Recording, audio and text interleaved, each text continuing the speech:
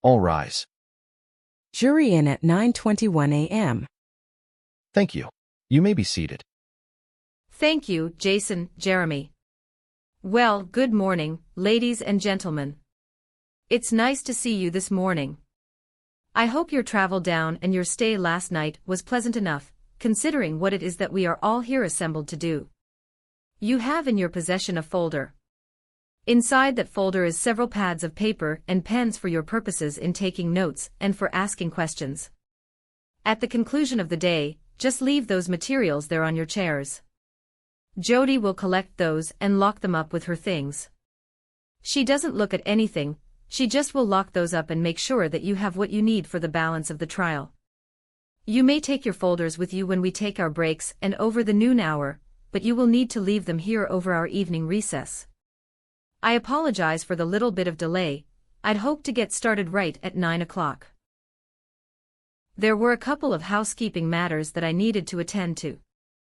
These attorneys have been here waiting and ready to go, so I apologize for the brief delay. I try to keep jurors advised of what it is that we're going to be doing, so the next step in the proceedings is the court will read its preliminary instructions. I have provided to you copies of those instructions. You may follow along as I read those if you wish. Once I'm done, the attorneys will make their opening statements. The state will present its statement first, and then the defendant will present his opening statement, after which the state will begin to present its case in chief. Again, I've provided copies of these to you, and you may follow along if you wish. This is a criminal case brought by the state of Indiana against Richard Allen. The case was commenced when informations were filed charging the defendant with Count 1, felony murder, a felony, Count 2, felony murder, a felony, Count 3, murder, a felony, and Count 4, murder, a felony. Those informations, omitting formal parts, read as follows: Count 1, on February 13, 2017, in Carroll County, Indiana, Richard Allen did kill another human being, to wit, Abby, while committing or attempting to commit kidnapping. Count 2, on February 13, 2017, in Carroll County, Indiana, Richard Allen did kill another human being, to wit, Libby, while committing or attempting to commit kidnapping. Count 3, on February 13, 2017, in Carroll County, Indiana, Richard Allen did knowingly or intentionally kill another human being, to wit, Abby. Count 4, on February 13, 2017, in Carroll County, Indiana, Richard Allen did knowingly or intentionally kill another human being, to wit, Libby. The crime of murder is defined by law as follows: a person who kills another human being while committing or attempting to commit kidnapping commits felony murder, a felony. Before you may convict the defendant, the state must prove each of the following beyond a reasonable doubt. 1. The defendant, Richard M. Allen, 2. Killed, 3. Abby, 4. While committing or attempting to commit kidnapping, which is defined as a person who knowingly or intentionally removes another person by force or threat of force from one place to another. If the state fails to prove each of these elements beyond a reasonable doubt, you must find the defendant not guilty. If the state does prove each of these elements beyond a reasonable doubt, you may find the defendant guilty of Count 1, felony murder, a felony. The crime of murder is defined by law as follows: a person who kills another human being while committing or attempting to commit kidnapping commits felony murder, a felony. Before you may convict the defendant, the state must prove each of the following beyond a reasonable doubt. 1. The defendant, Richard Allen, 2. Killed, 3. Libby, 4. While committing or attempting to commit kidnapping, which is defined as a person who knowingly or intentionally removes another person by force or threat of force from one place to another. If the state fails to prove each of these elements beyond a reasonable doubt, you must find the defendant not guilty. If the state does prove each of these elements beyond a reasonable doubt, you may find the defendant guilty of Count 2, felony murder, a felony.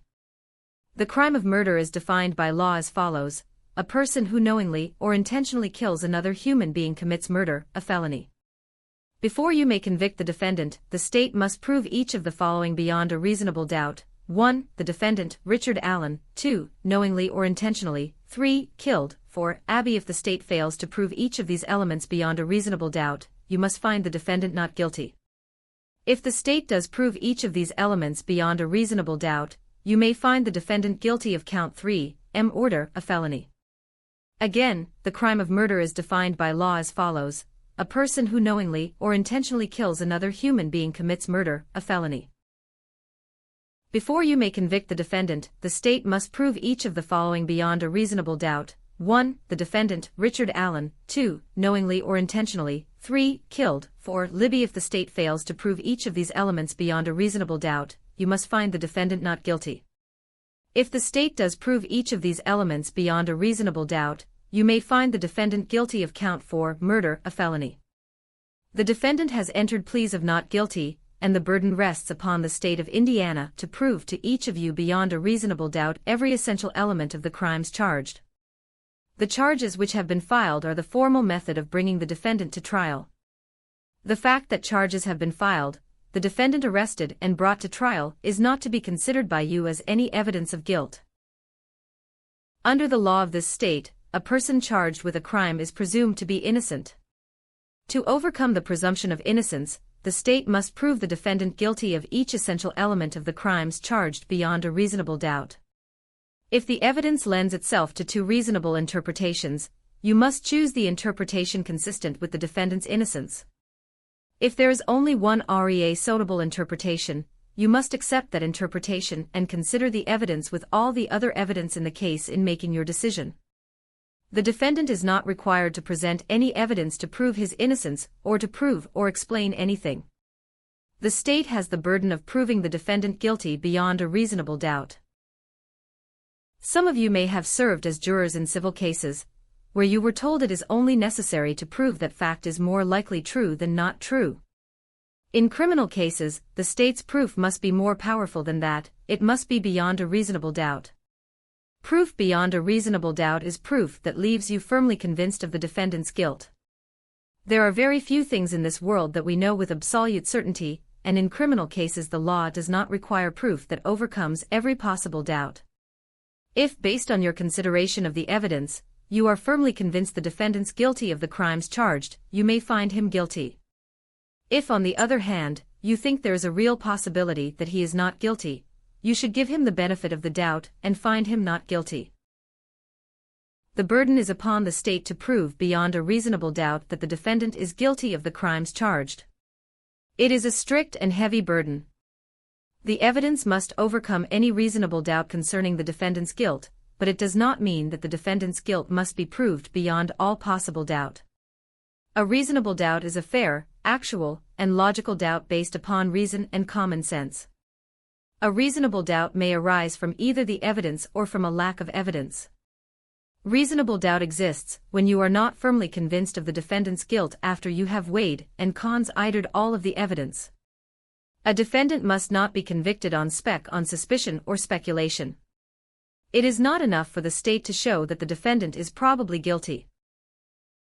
The state must prove each element of the crimes by evidence that firmly convinced each of you and leaves no reasonable doubt. The proof must be so convincing that you can rely and act upon it in this matter of the highest importance.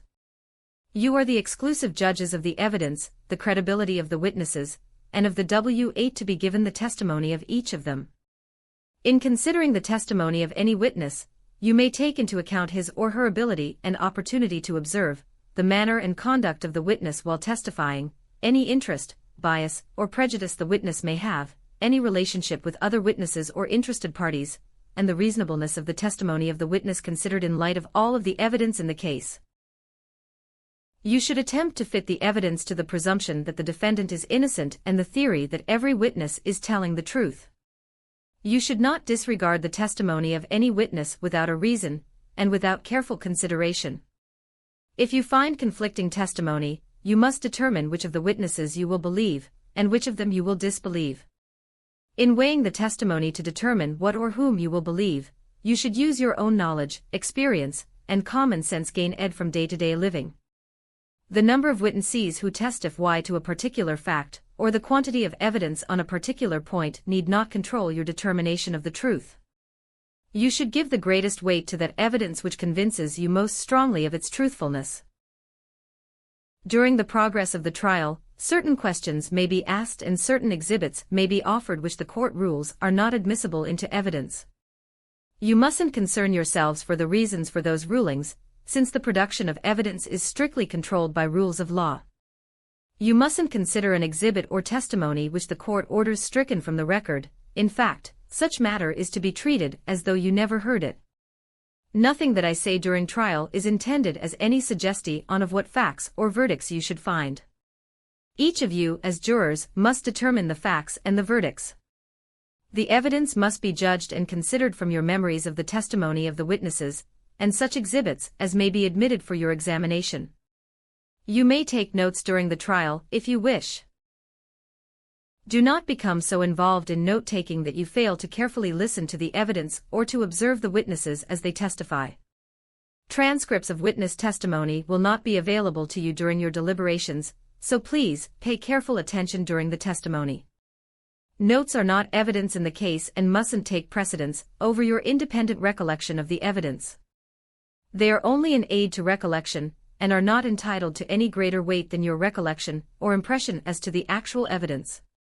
Your notes should not be disclosed to anyone other than a fellow juror during deliberations.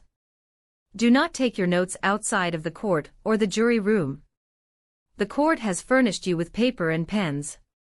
You are allowed to submit questions to witnesses to clarify their testimony during trial under certain conditions.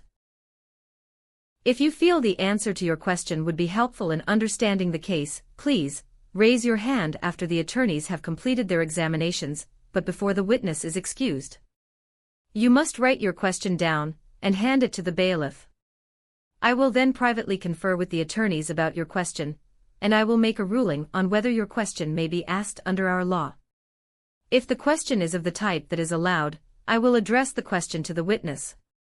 Please do not directly speak to the court, the lawyers, or the witnesses, but carefully follow this procedure if you wish to have a specific question addressed to a witness. Your verdicts must represent the considered judgment of each juror.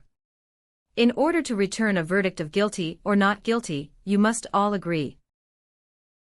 After you return your verdicts, you are under no obligation to discuss them or the reasons for them with anyone. The trial of the case will proceed as follows. First, the attorneys will have an opportunity to make opening statements.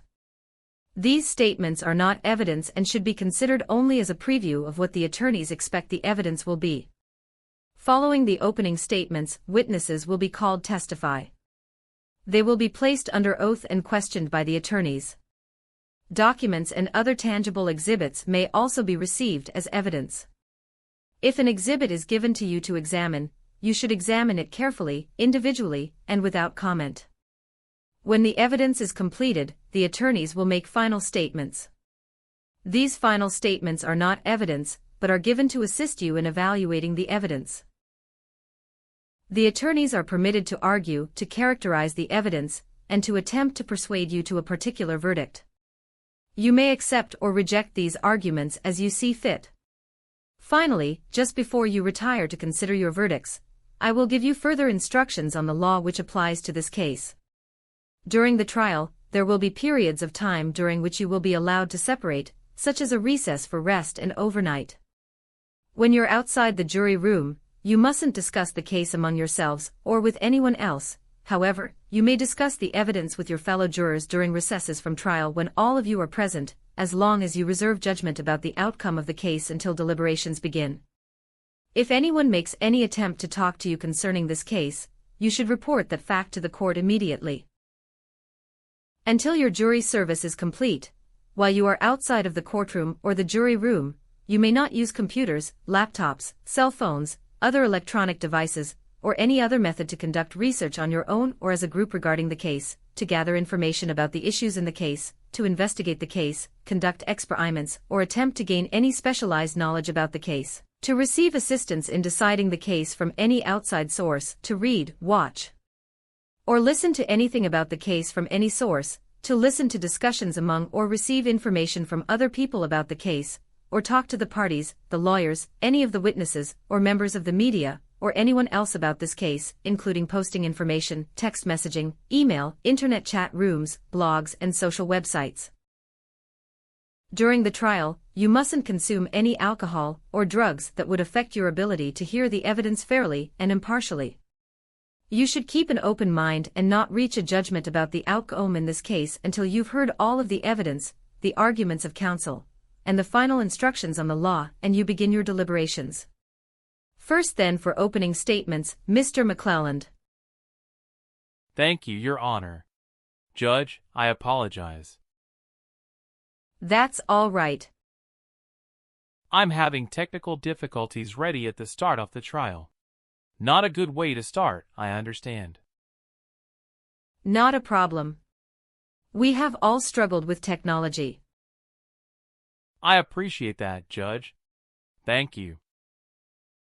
Do you need Randy to come in here? I think we need just a moment, Your Honor. Okay. The court may not, but... Okay. Ladies and gentlemen, good morning. We're having a little bit of technical difficulties. I was hoping to show you a video, but it's not gonna work out. A few short days ago, I told you this case was about a bridge guy, or about Bridge Guy, a bullet, and the brutal murder of 2 young girls. Now it is time for you to hear the rest of the story, how Richard Allen murdered Abby and Libby. I want to take you back to February 13th of 2017, a day where everything changed for Abby and Libby. As we told you before, it was unseasonably warm that day in Carroll County.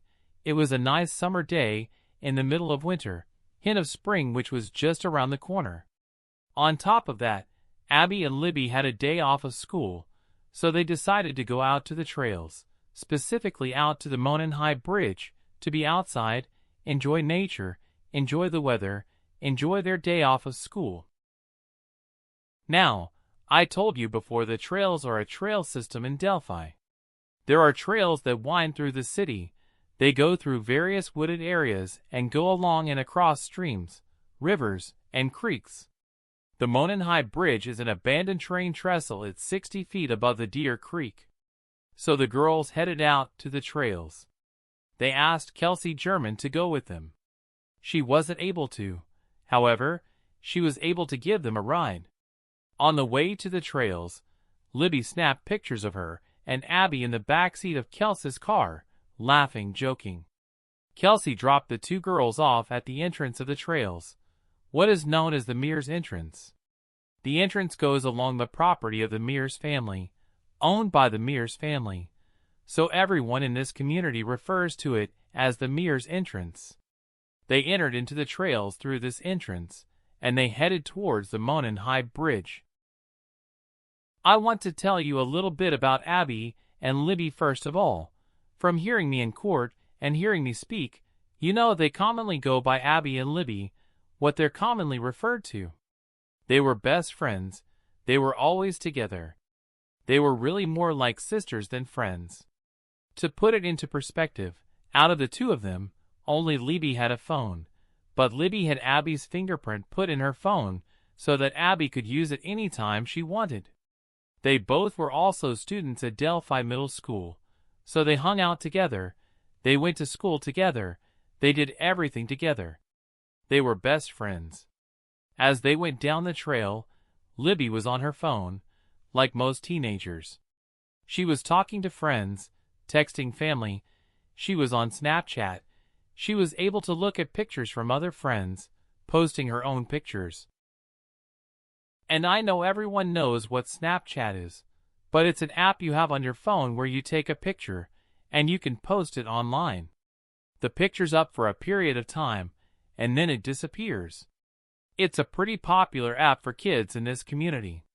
She did that as Abby and her walked down the trail down towards the Monon High Bridge. I want to tell you a little bit about the bridge. Now, I had hoped the video was gonna show the bridge, and maybe I'll be able to show you a video of it later, but it's a very high bridge. It's a very old bridge, and it's a very long bridge. Once you're on the bridge, there's nowhere to go. There's no rails. There's only a few platforms in certain places.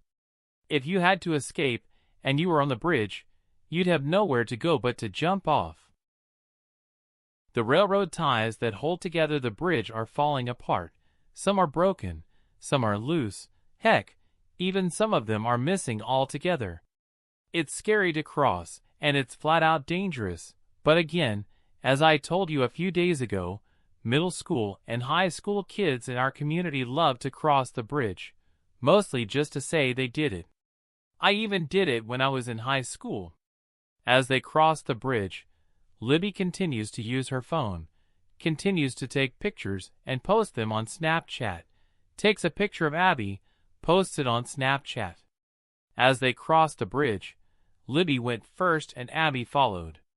As Libby got to the end of the bridge, she waited for Abby. Libby continued to play on her phone.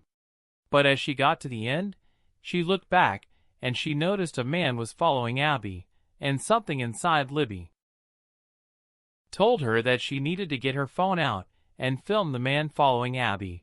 2:13 p.m. is when she did that. The man follows Abby off the bridge to where Libby is standing. He then pulls out a gun and orders both the girls down the hill. Those chilling words. Girls, down the hill! They complied against their will, and as this happens, the video on Abby's phone cuts off or Libby's phone cuts off. Imagine, 13 and 14 years old, you're with your best friend, the weather's beautiful, you're off of school, you decide to have some fun, go to the trails, and cross the bridge, a local challenge in our community. While you're doing that, you're laughing, you're joking, you're posting pictures on Snapchat, but as you end the bridge, you notice a man following you. You get that chill, that feeling that you have when something isn't right. You pull out your phone, and you took the video of the man and, as you do, your friend runs to your aid. The man approaches, pulls a gun, and orders you and your friend down the hill. Imagine the fear you would have, a gun pointed at you, being ordered down the hill against your will. Out of fear, the girls complied. They complied with his orders, not knowing what he wanted or what he was gonna do to them, completely powerless. He had the power and the fear and forced them down the hill. Later that day, Derek German arrives at the trail to pick up the girls, but the girls are nowhere to be found. He calls other family members to assist, but no one can locate the girls. The police are called and a search is started. The search ensues for the girls until 2 a.m. on February 14th, and then it picks up again later that morning at 6 a.m. As the search progressed through the day, the girls were ultimately found. Both were dead, 13 and 14 years old. They were found just upstream from the Monon High Bridge near the Deer Creek. You're gonna see pictures of the scene. It was a gruesome scene. Libby was completely naked, covered in blood, with her throat cut in several places. Libby's blood was all over the ground in several places, and even on one of the trees. Abby, she had on her own undershirt, but she had on Libby's sweatshirt and Libby's jeans. Abby had her own shoes on, but no socks. Her throat was also cut. The rest of the girls' clothes were found in the Deer Creek with the exception of two things: one of Libby's shoes and Libby's cell phone. They were found underneath the body of Abby. Also found at the scene was a lone bullet, an unspent bullet, inches away from the bodies of Abby and Libby, specifically a Winchester .40 caliber bullet. The phone, along with the other items, were sent to be processed to see what evidence could be gathered, to see what they could find. On the phone were the last pictures taken by Libby of her and Abby, those pictures that Libby took while on the ride in Kelsey's car.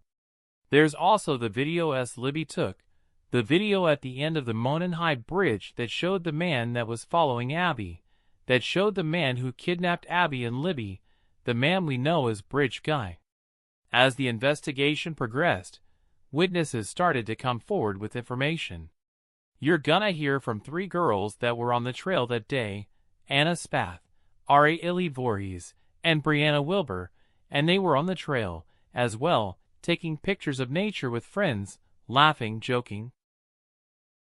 They stopped and took a picture at a bench just east of the Freedom Bridge and, right after that, they ran into a man along the trail and later described that male as walking with a purpose, but not very friendly. Most importantly, they're all gonna testify that the man they saw on the trail that day is Bridge Guy. You're then gonna hear from Betsy Blair. She came forward. She was on the trail that day, as well. She uses the TRL to exercise. She walks the loop on the trail for her exercise daily. She walked down to the Monenhigh Bridge and, when she got to the Monenhigh Bridge, she saw the mail out on the first platform on the bridge. She'll testify the guy she saw is Bridge Guy from Libby's video. You're then gonna hear from Sarah Carbaugh, who said that she drove east on 300 North that day. She saw a man walking along the side of the road, and that man was muddy and bloody, like he had just slaughtered a pig, and she'll tell you the man that she saw was Bridge Guy. Years passed and, through the years, investigators worked on the case, tried to find additional clues. Included in the people working on the case was a gal named Kathy Shank. As she was reviewing old reports, she came across a report by a DNR officer, Department of Natural Resources, named Dan Doolin, and in 2017, he spoke to Richard Allen and he made a report. And when he spoke to Richard Allen in 2017, Richard Allen told him that he arrived at the trails at 1:30, and he was there until 3:30, and that while he was on the trail, he ran into 3 girls. Kathy immediately took this report to Tony Liggett, who was the detective at the time. You're gonna hear Tony Liggett testify that the tip stuck out to him immediately, because he knew that if they could find the man that ran into the 3 girls, they would be able to identify Bridge Guy, and so it immediately stuck out to him. Law enforcement immediately called Richard Allen. They interviewed him. Richard Allen admitted he was on the trail on February 13th of 2017, that he ran into the 3 girls on the trail. He also stated he was wearing a blue or black Carhartt coat, jeans, and fit the description of the man in the bridge. Also found out that he owned firearms. Investigators searched Richard Allen's house, and they found a blue Carhartt jacket, several knives and box cutters, boots, and a .40 caliber gun with .40 caliber ammunition. The gun was sent to the lab and tested, and it was confirmed that the bullet at the scene was cycled through Richard Allen's gun, that it came from Richard Allen's gun, the bullet that was found between the 2 bodies of Abby and Libby. Richard Allen was brought in for a second interview. This information was put in front of him. He had no explanation for how his bullet ended up between the bodies. I don't know. The story could have ended there. Richard Allen was arrested and, while he was incarcerated, he confirmed what investigators knew, that he was the one that killed Abby and Libby, and it just wasn't one admission, it was several, some with details of the crime, how he did it, why he did it. And these aren't admissions he made while he was being interrogated, or being tortured, or even being asked questions by police. These are admissions that he told his wife, his mother, unprovoked, admissions that were freely and knowingly made, admissions that had details that only the killer would know. You're gonna hear those details. For 5 years, he lived in this community, he worked in this community, he hid in plain sight. The state is confident, after you hear this evidence, that you will be firmly convinced that Richard Allen is the man on the bridge that kidnapped Abby and Libby, and then intentionally murdered them, that Richard Allen is the man on the bridge, and that he used his gun to gain power over the 2 girls and forced them down the hill, the words that he uttered to those girls, that he forced them down the hill, and he was gonna have his way with him, but he was interrupted, and we're gonna talk to you and tell you about that interruption, and after which, he forced them to cross the creek, and he killed them. The evidence will show the last face the girls saw before their throats were slit was Richard Allen's face. The state believes that you'll be firmly convinced that he is the one that killed Abby and Libby. Thank you, Judge. Mr. Baldwin. Richard Allen is truly innocent, and when a man is truly innocent, there will be reasonable doubt from the evidence and from the lack of evidence. It may be hard to believe what you hear, but we ask you to wait, because in this case you're going to find out that the evidence and the lack of evidence shows that Richard Allen is actually innocent and that, therefore, there is reasonable doubt. We want the truth to come out in this courtroom for the families and for you all, most importantly. So I'm gonna preview that evidence you're going to be looking at over the next few weeks. It starts out you're going to find out that this case and the investigation was messed up from the beginning to the middle and as recent TLY as the last couple of days. The beginning, you'll find out that evidence was lost, is gone, poof. Steve Mullen was in charge of that evidence. We're talking about the important evidence that happens right after they start an investigate on. We're talking about evidence of interviews of key witnesses that are gone forever and Richard Allen and his defense team will never, ever get to see that evidence and neither will you. We're talking about evidence that they don't even know who they interviewed, because they didn't even bother to write down the names of people that were interviewed. We're talking about days and days and days of evidence right after the murders. And that wasn't all. Then, a month later, they lost more evidence. From April the 29th to June the 2nd, they lost interview after interview that we will never see, Richard Allen will never have the benefit of looking at and neither will you. You'll find out that the defense didn't even learn about that stuff until very late. We had been asking for it. That's the beginning. In the middle, you're gonna find out that the state of Indiana kicked out the FBI, they were having some turf wars, you'll hear about that, kicked them out. That's gonna be a problem, you're gonna find out, because they not only kicked out the FBI, but their digital forensic people. You're gonna find out that their digital forensic people had been given Libby's phone, the extractions from that, and before the FBI had a chance to talk with the state police about their findings, if they had any, they were kicked out, and that is going to be a major problem you'll find out here in a moment. And then, most recently, 2 days ago, you're gonna find out that law enforcement is scrambling a bit. Some of you, on the one panel, I didn't talk about it, but on the other I did, there is hair found in Abby's hand, a strand of hair was around her fingers with a root and DNA that can be extracted from that root, and DNA was extracted from that root. And the DNA analysis, her name is Bozanovsky, Stacy Bozanovsky, she will be testifying that hair, it might be from a relative of Libby, we know that it's not Libby's hair, the DNA from, it's not Libby's hair, cause the DNA is not from Libby, we know that it's not Abby's DNA. It's a female hair. And all we need to know whether it's a family member or not, you will find, all that we need, Stacy will tell you, is to test the mom or the grandma or the sister of Libby, and once we do that, we will know whether it's a family member or somebody else, and it could be either. And after I give my mini opening, they scrambled, because in 7 years, they never turned over the sister or the mother's DNA over to that lab to find out whose hair that might be. That's even now. I hope that they get that result back of the DNA, so the truth can come out in this courtroom. Truth, believe it or not, can come out in a phone. These phones, they don't lie. The data, the forensic data, on these phones doesn't lie. It doesn't cheat. It doesn't have emotion. You're gonna hear all this. The data is hard and the data is the data is the data, and when you find out what is on this, Libby's phone is what I'm talking about, the phone that was found under Abby, their case is going to start to fall apart right in front of your very eyes. The man, there's a couple of guys from the state police who are nice fellows, their names are Brian Bunner and Chris Cecil. You're gonna like them, I think. They are in charge of analyzing the phone dumps. You'll get the phone dumps and extractions, things like that. They are in charge and have been in charge of understanding the data, the hard data that doesn't lie off of Libby's phone. And what you're going to find out is, sadly, they were ill-equipped to understand the data.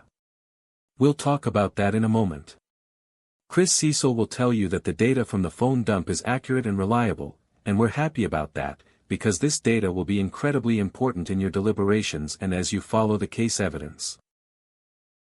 Well, I think it's important that I tell you what the state's theory is, they kind of previewed it, what I want you to do is, I'm gonna ask that they be held to their theory, because I think they're gonna have to change their theory after this case starts evolving in front of you, okay? Their theory is that Richard Allen, well, strike that, we'll start with Libby and Abby. Libby and Abby. Abby and Libby were on the ground in the woods at 4 o'clock, at the very latest 4 o'clock, they were deceased and on the ground at 4 o'clock on the 13th. That's a Monday, it's a Monday, the 13th. And at 5 o'clock, their bodies didn't move, 6 p.m., 7 p.m., 8 p.m., midnight, 1 a.m., 4 a.m., 6 a.m., bodies are still there according to, this is their theory, 6 a.m., noon, those bodies didn't move. They were there from the 13th at least 4 o'clock they will say, probably they're gonna say more like 3:30 p.m., all the way up until the time when the bodies were recovered edition. That's their theory.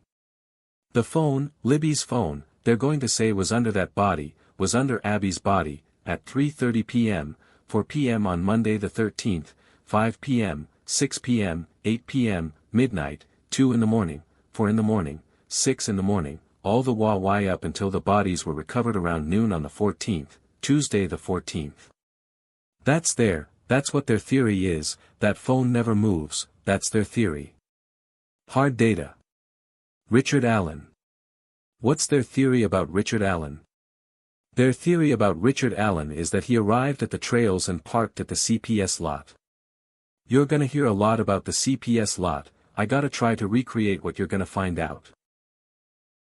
So as you're heading down 300 North, that's the road that takes you to the CPS lot, which is one place where cars park when they want to get on the trail, and Mears' lot that you just heard about is a little bit farther down.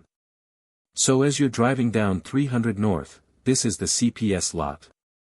You can park there, then you can cut over to the Monon High, the Monon Trail, it's about 100 yards or something, and so you're a little bit back farther on the trail, or you can continue to drive and head into the Mears entrance here, and now you're about halfway down the trail, if you're following, and the trail kind of runs parallel to 300 North, and then you go down to about 50 yards and you'll be at the trail. And what the state's theory is, that Richard Allen drove this way, which is not a normal way that he would ever drive, and you will learn about that, it won't even make sense that he drove this way, but that's what they need that to be the case, because you'll find out why. But he drove this way and then parked past the Mears entrance and parked the CPS entrance at 1:30. This is their theory. And at 1:30, 2 o'clock, 2:30, 3 o'clock, now, think about what's going on at this time in their theory, Abby and Libby are being abducted and murdered. 3 o'clock, 3:30, Richard Allen's car, they say, is parked right here at the CPS lot. 3:45, 4 o'clock, their theory is that Richard Allen's car is parked and then, sometime around 4, after 4 o'clock, Richard Allen leaves. That's their theory. You'll also find out that their theory is that once Richard Allen, and this is important, once Richard Allen left, he didn't take their phone, he didn't take Libby's phone, hard data on it, and he never came back to the crime scene, and they're gonna say that that's all gonna be important. So that's what they say Richard Allen, it's what happened with Richard Allen, with the phone, and with Abby and Libby. What is the defense theory based upon the evidence? Well, let me go through the evidence and tell you what the defense theory is based upon that evidence. Richard Allen was never on the trail at the same time with those girls. All this identification business, these girls and all of the list of who that is, you're gonna see even Rayleigh Voorhees and those people, they're talking about some guy that's 5 feet 11 inches, doesn't really meet the description of 5 feet 5 inches Richard Allen. You'll make your own decisions on the value of their testimony. Richard Allen was gone by 1:30, had been on the bridge walking on the trail toward the bridge at, 12:30, 1. He's gone by 1:30. Now, we know for a fact, and you will learn this from the evidence, that his car is gone by 2:15 p.m. Okay. Remember, think about the video is at 2:13. His car is gone out of the CPS lot, and if his car is gone, Richard is gone. How do we know that? What is the evidence going to be about that? Betsy Blair, you've heard her name a second ago, she is going to be an incredibly important witness for you all, Betsy Blair. You're gonna like her. Betsy Blair is going to testify that when she drove by the CPS lot at 2:15, and we know that she drove by the CPS lot right around that time, because there's a camera that shows her between the Mears lot, this is the CPS lot and the Mears lot, right in between there's a camera off the Hoosier Harvestor. That's gonna be another important thing that you guys are gonna be hearing about. The Hoosier Harvestor will help give us some tent poles of when things happen. And so we know from Betsy Blair, you're going to find this out, when Betsy Blair traveled past that camera, that 30 seconds or so later, she's gonna be at the CPS lot. And when she testifies, you will hear her tell you what vehicle she saw at the CPS lot at 2:15. Again, remember what their theory is of happening at 2:15, Richard Allen has abducted the girls already, so his car should be here. Well, was his car there? Here's what Betsy Blair will testify to. My dad used to, when I was a kid, had a Comet. She thought it was a Ford Comet, but it was a Mercury Comet. In the 60s, it's one of these old-timey cars, you know. You see them out on the road sometimes and you're like, whoa, look at that car. And it's very angular, it's got real crisp angles and lines, and she looked at it and she had a blast from the past. Wow, that looks just like that's how she remembered it. Richard Allen's car that they say he was driving was a 2014, Ford Focus. Looks nothing like a Comet, you will see. That's the vehicle that Richard Allen was not driving, but somebody else, apparently, was. Richard Allen was gone by that time, that's why Betsy Blair did not see Richard Allen's car. She saw her Mercury, something that looked like a Mercury, and she will testify to that. And you will hear Steve Mullen, when he's asked about that, if he's consistent, he will say, I don't know how to account for that. There's reasonable doubt on this case.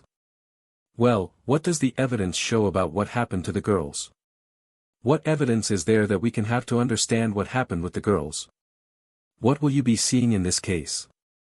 Well, I think you're gonna hear from even today from Becky Patty, who's the grandma, and that she and her Rick German, the dad, they all live together. You're gonna find out kind of what they were doing early in the day on Saturday, on Monday the 14th, okay? They might even tell you what they were doing on Saturday and Sunday, but they're definitely gonna tell you what they were doing on Monday the 13th. They had breakfast, they talked a little bit, and then, at some point in time, Kelsey German, who's now Kelsey Siebert, will drive Abby and Libby to the trail. And I think she's gonna testify today. And we know because of the Hoosier Harvest, camera that I dropped them off at the Mears lot here, then drove past the camera, and that's about at 1:49 p.m. roughly, so the girls were dropped off at about 1:47, which is gonna be about a few minutes before, or after Betsy Blair got there. You'll find that out. Betsy Blair and the girls, they were following, the girls came in right after Betsy. And then Kelsey drove this way, she's on camera, and we know then what time the girls got there. Then, you will find out that the girls walked down to the trail to the bridge. And the trail is straight, and then, when you get, it's like trails like maybe in your own community, you'll notice that there's asphalt and it's maybe, this wide, indicates, and people are walking up down and exercising and whatnot. And you go down the trail and then you get to a point and there's the bridge, this bridge that Mr. McClelland was talking, big scary bridge, and it is, you'll see photos of it. And when you get to that bridge, you can make a choice. Back then, it was easier than it is now, that you could get on that bridge and walk forward and just go straight to the other end. And those girls got on the bridge, probably around 2:05, that is what the evidence will show. And Mr. McClelland is correct, when they got on that bridge at 2:07, and, by the way, they passed Betsy Blair, you're also gonna find that. Betsy Blair will say, as she was traveling this way, the girls were traveling this way, and they passed one another. And the girls got on the bridge and then went down here. Now, the bridge is long and it's high. Now, I'm on the bridge now, and this is what you're going to see, the bridge is it's very long and it's dangerous. As Mr. McClelland said, there's holes in it. It is the kind of thing that teenagers would do probably, and the girls walking on it. When they were about close to halfway across that bridge, 1/3 of the way, one half of the way, you will see that Libby was ahead over here and she turned around and she took a photo of Abby. Heading this way, heading to the south end of the bridge where the abduction happens, and you'll see Abby there, and that happened at 2:07, so we kind of have an idea of where the girls were at 2:07. 2:13 is when the abduction happens. So we know that at 2:13, they're at the end of the bridge. So what happened then? Well, that's caught on video, and this, this video you will watch, and what you're gonna see on that video is it's not very panoramic, you're not gonna be able to see what everything is and where everything is and who is there. And you do hear this voice, girls, down the hill. Police have to admit that the guy on the video, you don't see his mouth moving. You're not gonna be able to be sure that he's the guy that's uttering those words, you're not gonna be able to know whether there are more than one person at the end of that bridge. So what will you see on the video? And, again, let me describe that end of the bridge for you that you will see in evidence. If I'm walking all the way to the end of the bridge like the girls, Abby and Libby did, you have a choice, and you're gonna see this on the video, you can go left, go right. And it looks like, on the video, the girls head this way, okay? And if that's the bridge and you head this way, there's one way down, that's down a steep incline about 30 feet down the hill, okay? I don't think the evidence they're going to be able to show that those girls actually went down the hill or not. They may have, the evidence may show that, in your opinion, or it may show that they went straight. Or the evidence may show that they ended up going down this lesser of an incline on the other side of the bridge. And the bridge is about that wide. There's a lesser, graded slope that takes you down. Both though, the more steep side and the less steep side, take you down and funnel you down to an access road about 30 feet away, an access road, some might call it a driveway. What you're gonna hear is about a guy named Brad Weber. This is his property and this is Brad Weber's way to get to his property. He has two ways, there's that way and another way. To get to Brad Weber's house from this access road, the one way would be let me go back over here to where the bridge is, on the right side, where the girls were, and you go down that hill and then that access road goes under the bridge and it goes that way and it goes that way up to Brad Weber's house. So you can imagine that under the bridge. The state of Indiana will not be able to disprove that there was a vehicle down there or that there were other people down there. And we happen to believe that the evidence will suggest that those girls may have gotten into a vehicle at that point in time. There is not going to be strong evidence about what happened at that point in time, I'm just telling you that. You can take from the information though, from the hard data on Libby's phone and some other information and data that you may see from other sources. Here's what we do know, Libby's phone was connecting to the tower and receiving text messages. Where are you? What's going on? Voicemails, telephone calls, connecting to the tower, all the way up until 5:44 p.m. It's gonna be an important time frame for you all, 5:44 p.m. At 5:44 p.m., that phone no longer connected to the tower. From 5:44 p.m., no connection to the tower all the way until 4:33 a.m., when it reconnected to the tower, where the phone came back into an area where it connected the tower again. So for about 12 hours, close to 10 hours, that phone did not connect to the tower. This is the phone, by the way, that was, by their theory, under Abby's body during that entire time. You will also find out that after 4 o'clock, when they say Richard Allen never came back to the scene, he left and never came back, their theory, he didn't take the phone with him, that's what they're going to tell you, that after 4 o'clock, human hands handled that phone. Richard Allen was at home and he never came back, that's the evidence. You will also hear something about what are called exigent circumstance pings. You may have seen these on television, this is, on movies and things like that where somebody is lost and they called AT&T in this case and said, hey, will you try to see if that phone's in the area? And that happened here. And consistent with what we know from the phone itself, the last time that phone connected, according to the exigent circumstance ping, the last time Libby's phone connected with the tower on the 13th, Monday the 13th, was what time? 5:44 p.m. That will be something that you will hear. Every 15 minutes, that phone was being pinged, and every 15 minutes, it was showing it's not connecting with the tower. The last time she did 5:44, so at 7:00 p.m., 7:15 p.m., 7:30 p.m., these aren't exact times, they're at different times, but it was roughly in 15 minutes increments, that phone is not connecting with the tower. Around 10 o'clock, you will find out that Steve Mullen, he's a law enforcement officer that will be a witness in this case, that he contacted, law enforcement contacted a guy named Mitch Bloker with the state police. Mitch Bloker was the guy who knows about phone ping and how to analyze them. And Steve Mullen wrote up a report about what Mitch Bloker concluded. And he concluded either, the phone has not been connecting with the tower since about 5:44 p.m., so either the phone is no longer in working condition or it's out of the area. Well, we know and you're going to find out that the phone was in working order when it was found, it was in working order, so take that one down.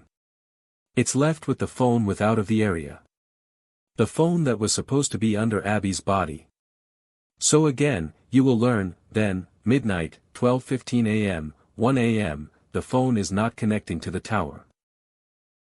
And then, at 4:33 a.m., and we're not going to be able to tell you, and I don't think the evidence will, nobody will ever know exactly when that phone, where it was when it reconnected or did connect with the tower.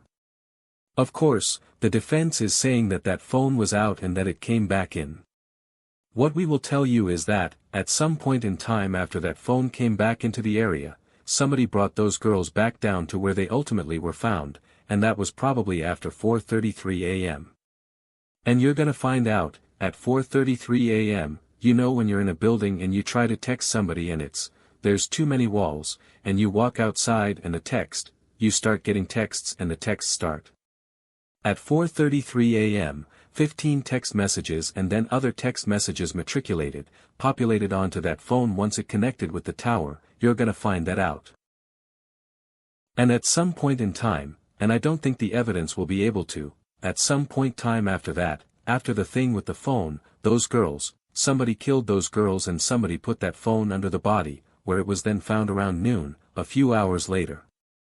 We are, obviously, telling you that the evidence will be that those girls were not, where they were found on the 14th, they were not there on the 13th. And this will be a big help. But is there other evidence out there that would also suggest that the girls were not there on the 13th? Yes. So you're gonna find out that there was a search party assembled very quickly. It wasn't in Libby's nature, I think that Becky Patty will tell you this, it wasn't in Libby's nature to be late like she was, and so the family, very close family, they got together right away and said, this isn't right. We gotta do something. So you're gonna find out that they sprung into action very quickly and they got a search party together, and it grew, Facebook and stuff like that, they got on Facebook and said, hey, these girls are missing. And you're gonna hear from former Fire Chief Sterrett, and he's gonna tell you about his part of the search party. There was 4 or 5, maybe 6, guys, and here's where they searched for those girls on the 13th, when those bodies, according to their theory, should be over there. If this is I think this end of the bridges where it happened. If this is where the bodies were, where the girls were abducted, where the girls were abducted, and you can go down that hill, Sterrett and his people that were with him, they searched on this side. The bodies, by the way, were over there. This is where they were. Indicates, Sterrett and his people searched over here indicates, and then they came over here and they searched over here for 4 hours in this area. And the girls were across the creek. And one thing you guys are gonna find out is it's not very far from that end of the bridge where the girls' bodies were found across the creek, it's kind of like that way from the edge. So if they went down the hill, here's the bodies, they were found that way probably less than 300 yards. It's about 800 and some odd feet, not very far. And that's at an angle. And what Sterrett will tell you is, my people that I was with, and they were spread out and they were looking on this side. Well, they weren't on the side that the bodies were, but what did they see on the side where the bodies were? People with flashlights on that side. And not one person saw any bodies over there because the defense theory is the bodies weren't there, they were somewhere else. And you're going to find out a little bit about that area, or not a lot, a little, probably a lot more than you want to maybe, that the area where the girls were found, it's flat, it's a natural place for these people to be walking, and the flashlights. Now Starrett, I don't want to oversell, Starrett's not gonna be able to tell you that the flashlights were where the bodies were for sure, because he doesn't know, but he just saw flashlights over there. You're also going to find out that, and Mr. McClellan talked about it a moment ago, there's clothing in the creek, okay? And that's gonna be important. One thing you're gonna find out is this, the people that were searching, they were preparing for the worst, that maybe those girls were in the creek, maybe they were floating or on top of the water, so many of the people were going along the creek bed, looking for the girls. Now, if the state's theory were true, that clothing of the girls that were found on the 14th should be in the creek where the people are searching with their flashlights, and nobody saw any clothing on the 13th in the creek. It was only until later that they saw the clothing in the creek. As an additional piece of evidence that you will have to show that the girls weren't there on the 13th, is there anything else? Yes. Jerry Holman will tell you that from where the girls were found to the bridge, you can hear voices. And around the time that their theory is that Richard Allen abducted these girls, there would be people walking on the bridge, 4 people, you'll hear from them, Daniel Pearson, Shelby Hicks, Cheyenne Mill, Shelby Duncan. 2 of them went to this end of the bridge where it's really, again, the bodies are over that way, 2 of them were at this end of the bridge, and you're very close I think, that I would call it close to where the bodies were. Again, none of them heard anything, no screams, no voices, no wrestling, nothing right around the time when they say Richard Allen was abducting these girls. I mean, if anybody killed those girls, the evidence would show on the 13th just for that reason alone, there was no sound of anything. The evidence will be those girls were gone. There might be other evidence out there that you guys see individually, but this is the type of case where a jury sees and picks up on things that we don't see. That always happens, especially on longer cases. You guys might pick up, so keep your eyes open and your ears, because you're gonna see some things, as well, I think. Well, I know I've been going on long and I could go on with this longer, but this is important stuff and I'm going to try to sit down as quickly as I can, but I do want to talk about what I think the state thinks and what they say under oath about bullets, and we'll call it confessions and the timeline. I want to go through those very briefly. Confessions. You have this and the other evidence I've talked about, and none of that stuff matters. So they can put up, and I expect that they're going to put up, person after person after person and video after video after video and audio after audio after audio of all of these confessions of an innocent man. But the hard evidence, it doesn't matter that the hard evidence shows otherwise. And what you're gonna find out, you're gonna see these videos, and we're gonna show you videos of Richard Allen in his cell and how this guy was taken out of his house, as I said in the mini opening, away from his wife of 30+ years, to a prison, where he's standing in this tiny, little cell, with a bed about that high, on the ground, about 2 feet from a toilet, watched 24 hours a day, told he's a baby killer. He went in there fragile to begin with. You're gonna see some video that is upsetting, and it should be upsetting. Even the video of him talking to his stepdad, saying, "Don't give me any money, don't hire me a lawyer." You're gonna find out even in November, within 2 weeks of him being at Westville, he said, "Maybe I'll just admit to all of it, so that you guys won't have to suffer." That was at the beginning. When these confessions happened, it was after close to 6 months, 5 to 6 months later, after he had endured what he had endured, confessing to shooting those girls in the back, when they weren't shot. The things I told you in that mini opening. You take those confessions for what you think they are worth when you compare it to the other evidence, that's what we will ask you to do. What about these bullets? Well, you're gonna hear from some psychologists, Dr. Gracian and Dr. Westcott, they are our experts, and they're gonna tell you that the ingredients were there for false confessions, what Richard Allen endured. What about the bullet? The magic bullet, one witness called it. Here's what you're gonna find out. First of all, unless I see something I haven't seen before, and maybe even just missed if it existed, just a kind of, maybe these photos exist, I haven't seen them, we'll see. There's the magic bullet that is in the ground, they say, right here. And you see some photos of that bullet as it's in the ground. And maybe they will produce these, but I haven't seen them, there's not a video of this important, this is one of their main pieces of evidence. There's no video or photographs of that bullet being taken out of the ground and photographed from that angle and that angle and that angle and that angle. Just a photo of the bullet in the ground and then, later on, a different photograph of a bullet at the lab where it was tested. But in between, I didn't see anything else. So what else? Well, you're gonna find out about this bullet, that law enforcement commonly use .40 caliber bullet, guns that use .40 caliber bullets, even Sig Sauers are very common. And if there's gun people on the jury, they may have heard of the Sig Sauer, that's the gun they found at Richard's house, a very common gun.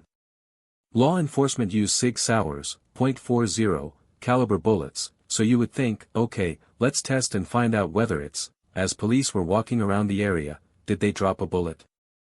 Let's see if that happened. Hey, I want every police officer that was at the crime scene walking around, I want to know what kind of gun they had and if they're missing any bullets. You think that would happen, but it did not happen. I want every .40 caliber handgun that police had tested. You would think that would happen, but it did not happen. You're also gonna find out that Brad Weber, remember that guy? He's the guy whose driveway goes all the way up to his house, right? He had a .40 caliber Sig Sauer in his vehicle, and that handgun was tested and it was not excluded as the weapon, okay? Here's what you're gonna find out about the test itself, and we have an expert named Dr. Warren and he's going to be very, very critical of the way that this testing process was handled.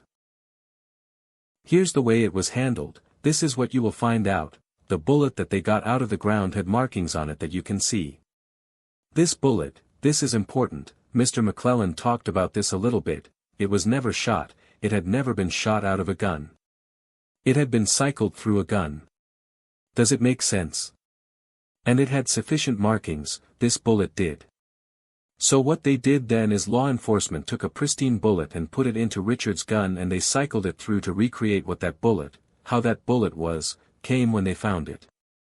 And when they took the pristine bullet after it had been cycled and they looked at it, some of the markings were insufficient, they just couldn't be seen well enough, and they're trying to compare that to this bullet that did have sufficient markings. That's the starting point of the problems with this bullet. So what did they have to do? They had to law enforcement, they really wanted this to work out, so they fired the bullet so there's more pressure on it and the tools and the things inside can show more markings. So now they're comparing a bullet that was fired out of the weapon. Now it has sufficient markings on there to, at least, see it, they're comparing that bullet to the bullet that was found in the ground that had insufficient markings, or that had sufficient markings. Now this bullet has sufficient markings and now they're going to tell you, oh, yes, they're the same bullet. It's comparing apples and oranges, that's what you're going to hear. By the way, and look at you all have eyeballs. When you see these comparison photographs, your own eyeballs will tell you that these don't match, your own eyeballs. You don't need an expert, folks, 'cause you have eyes. You'll also hear things, I don't want to get too muddled down, you're gonna also hear about subclass. Any gun, let's say a Sig Sauer that fires a weapon, it's gonna have similar tool markings, that's what they call it, on each individual bullet, but they are gonna be similar subclasses, and there's some of that going on here. Too, that these bullets are consistent in some ways because they came from, gun that was similar. And these subclasses, Mr. Rossi will be handling all of the ballistics, and he will be telling you why that is important and why it shows that this magic bullet is of really no value. You will also hear from Melissa Oberg, who is the state's witness. She no longer works, I'm sorry, I know people might have to go to the restroom. I'm going as quickly as I can, guys, I really am. I'm sorry.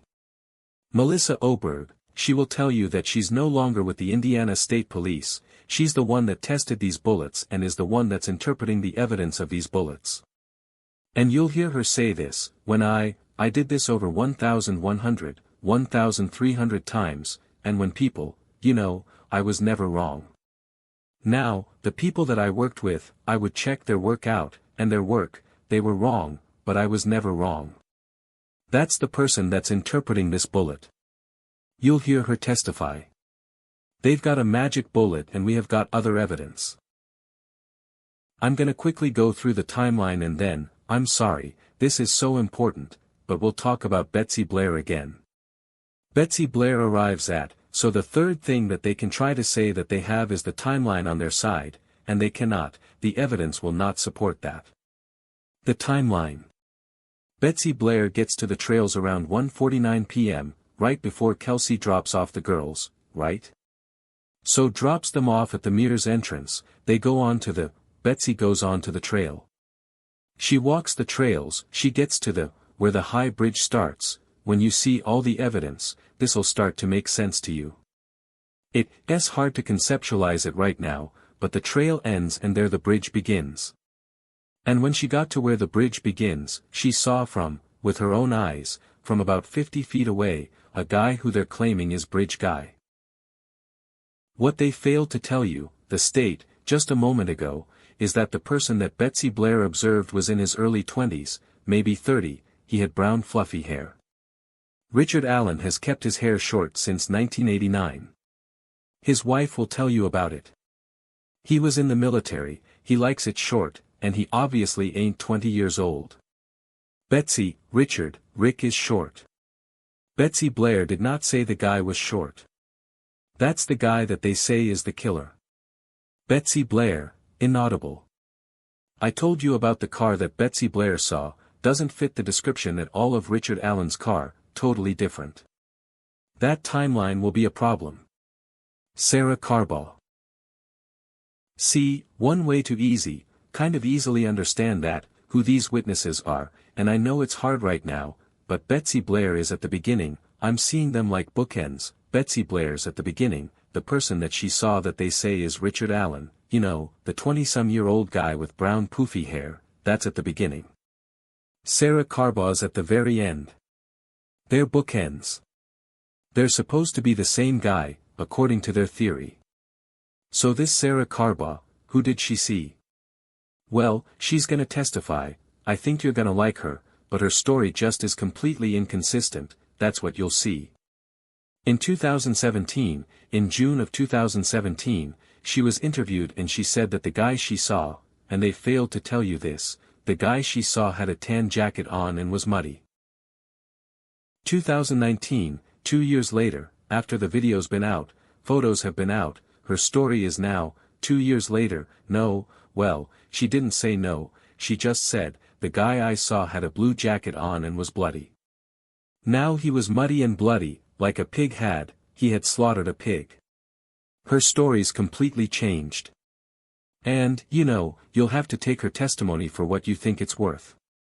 But if Betsy Blair did not see Richard Allen, then their theory is falling apart. And you can conclude that there's reasonable doubt that she saw Richard Allen and you'll know what to do. If Sarah Carbaugh did not see Richard Allen or you don't trust your testimony, then that will be reasonable doubt. And if they didn't see the same person, the person they describe are two different people, they're saying it's the same person, Richard Allen, their timeline will not work. In the home stretch here. Other stuff that's important, this is what I've labeled it, DNA. Richard Allen, no DNA at the scene, not connected in any way. Social media on Richard Allen, no connection to the girls, no connection to the scene, no connection to any of that business. Forensic data, none of that connecting Richard Allen to anything. Talked about the hair on Abby's hand. And just 7 years. Really? I mean, that's what you're gonna find out. It's taken them 7 years to figure out whose hair is on her hand, whether it's family or not. They're scrambling right now. Here's another thing you're gonna find out, Dr. Kaur is the guy who conducted the forensic pathology, he's the forensic pathologist who conducted these autopsies. He's going to tell you that it looks like there were 2 blades used on the girls' necks, a serrated blade, isn't there a lot of stuff here? A serrated blade and a non-serrated blade. And they're gonna tell you that Richard Allen claimed that he killed those girls with a box cutter at some point. Serrated blade and non-serrated blade. That could indicate two people is what the defense will tell you, two different people using two different knives, there's evidence of that and that's what that evidence is. Two people or more.